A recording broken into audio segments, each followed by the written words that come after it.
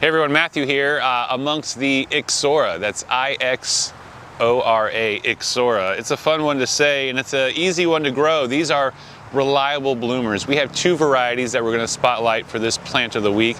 We have the Maui Yellow, which I'm holding here, which kind of plays as a yellow, almost orange. Beautiful flowers, clusters of a whole bunch of little flowers that make a little bundle there together. We have the Maui Yellow and the Maui Red.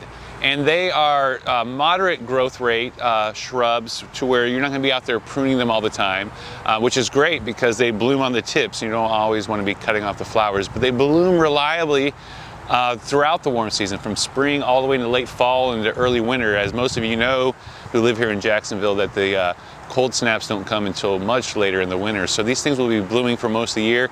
They only get about 4 to 5 feet tall here in Jacksonville, but you can keep them much smaller with occasional haircuts and pruning. If you've never tried the Ixora, come check them out. We got plenty in stock right now and they make an amazing addition to any garden.